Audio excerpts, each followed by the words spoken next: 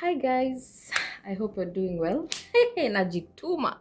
Niko hapa the second time in a week. Ama mara mbili kwa wiki. Wow. Anyway, I hope you guys have been well. I've been well myself. I just got home from work. I'm preparing a vlog for you guys, but before then, I've just encountered something today that I want to talk about here. Today, there's a song done by some group. I don't know the name well, but the song name is Mtu Kama Mimi, but I've seen it has been done in a TikTok challenge by a lady called Mwali in TikTok. So the song goes like this: Mtu kama mimi sikuhesabika, alinitoa nyuma akanifikisha hapa. Mtu kama mimi sikuhesabika, alinitoa nyuma akanifikisha hapa. That song has brought up a testimony that I have, or just something I went through some years ago, and I would love to share it here. So when I was 17, I got pregnant. I don't know if I've ever told this story here again, but I feel so like God has brought me from so far, and it's something I would love to talk about here. When I was 17, I got pregnant, and as you know, in our days, it was bad. Umepata mimba ukiwa 17 na hauna bwana, and you're in school kuharibu. My dad was going mad. He had a lot of expectations for me. Alikuwa tunaniona like a university material. Kwanza akilewa, anakuja anasema Wairimo, my university material. Alafu nikashika mimba. What? It was bad. Hiyo nyumba iko inakalika. The house was unbearable. Where we did not see each other eye to eye for 9 months with my dad. The house we used to live in Nzima, it had a front and a back door. So mostly we had closed the front door because ilikuwa near the gate. So we were going round tunapitia the back door, which you enter through the kitchen, then in the house, now the sitting room. So when we hear the gate, the watchman has opened the gate, and my dad's car is getting in. So tunachungulia kwa dirisha, tukiwa, even my siblings used to know. And they would tell me, dad anakuja, na natoroka nenda bedroom. Ni ile matusi ilikuwa kwa hiyo nyumba na kelele. My mom was a victim. It's like yeye ndo alikuwa amenituma. He actually even was saying it. Mwende na Kikuyu, muthi mukai, ora idizie mwari guore, muthi mukai kikuo. Uko kwenye mlienda, that where you sold your daughter to get married. Go there with her. Hey, it was bad. I was so naive. We are those kind of those kind of children who are locked up. We are locked up. We were not going out. So nobody believed how I got pregnant. Ulipatia wapi? Let me drink some water.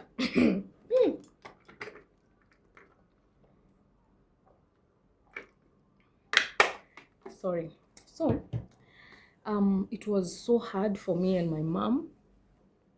And my mom was also very disappointed, but she held my hand, which so many parents do not do.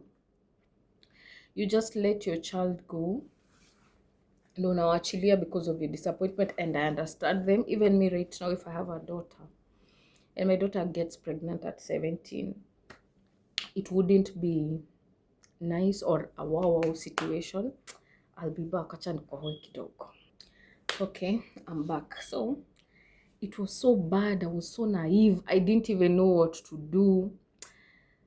Hey, luckily, my mom, my aunties, and my grandfather and mother on my mom's side, they went to the school I was studying. They spoke to the principal and I was allowed back to school. So I was allowed back to school and I went and studied with that my pregnancy. Then I was in Form 3. So I was being taken clinics by Uyo matron wa shule, and they had fixed my skirts hapa hivi kwa belly. They added an elastic, so I was wearing those skirts with elastic. So the more I grew, the more ilikuwa tu enlarged by the elastic. It was tough also in school, and mind you, I was a prefect for entertainment, so I was going there to prefectize hiyo kitu, if there's a word like that, with my pregnancy. But it was nice. Eventually all the students wakaanza kuni embrace and it was just nice. Then when I was about 7 months, I experienced some pains, and principal akafeel, hey, you'll get the child here in school. So I was let go to go home. And I came home. So I was taken to hospital, and I was told I cannot have my child then. The lungs were still very not strong. So they gave me some injections to close me up. And I went back home and I waited for a month. Again, I had the pains and I was taken to hospital. When I reached hospital, wakanipima and they saw nafunguka. And I was given some meds. Then the pain disappeared. So later on, after some time, I was induced. So I got my child at night. Let me tell you how naive I was. I didn't even know. After giving birth in the labor ward, there was a very good midwife, Aluya. I've never forgotten her. I don't know how I can get that woman back, because I need to sit down with her.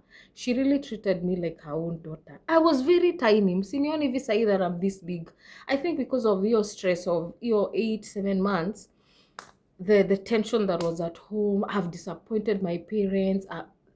It's like I'm not going to finish school. Even if I went back, I was not sure if I'm going to go back to do my exam. Now this time when I'm getting my child, I'm already in Form 4 now. I've already done my MOOCs. Did I do my MOOCs? I'm not sure if I did my MOOCs or not, because I had my child around that time when the MOOCs are being done in June. So anyway, so I went, and that woman was very nice. She was even rubbing me on my back. She was very, very gentle with me. There was one who was very harsh that they were helping each other up, but this one was very nice. I think she was feeling for me as a parent. That's what I see today.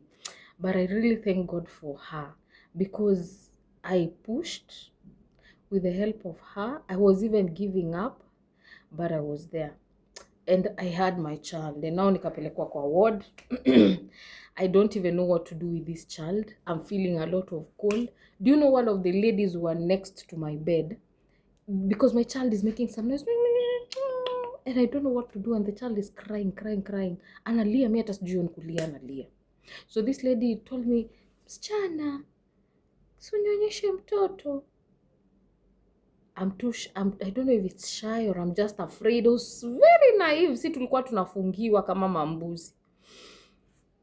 And then she realized it's like I don't know. And then she came to where I was in my bed, and she showed me how to breastfeed. Imagine akatoa matiti akanionyesha hivi, ndo mtu anashika unanyonyesha mtoto. And immediately my son breastfeeded na akanyamaza, and we slept. And then in the morning now my mom came. I didn't even clean my child. I waited for my mom to come. And my mom and my auntie, they came and they cleaned my child, and they did all that for me. And here I am today. I went back to school. I did my examination. I was doing my examination with those breast pads. And guess who bought them? Just that father who was chasing us away. He bought me those breast pads. I was staining my clothes because of the breast milk. But we did it, and here we are. And this year, my son is doing his Form 4 exam, and that song has really taken me far back, just to remember if I gave up on myself. Do you know, at one time during that pregnancy, I even took some medicines. I can't even remember what medicines they were. And one of my my uncle's wife, she's late now, may God rest her soul, she's the one who came and she found me nimeanguka chini kwa nyumba na niko na ball, nataka kujiua. Because pressure hapo home ilikuwa mob. My dad almost killed us. Alikuwa anatoka na madhangu every day. But eventually now my dad came, and understood, or I actually understand him. It's not easy. Even me as a parent, I think I would react, but I would advise people to just support their kids, because if it was not for my mom is a hero. And may she rest in peace, because I don't know what I would have done.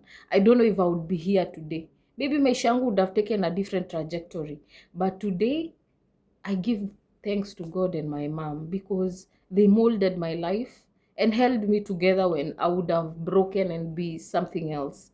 Yeah, but nashukuru.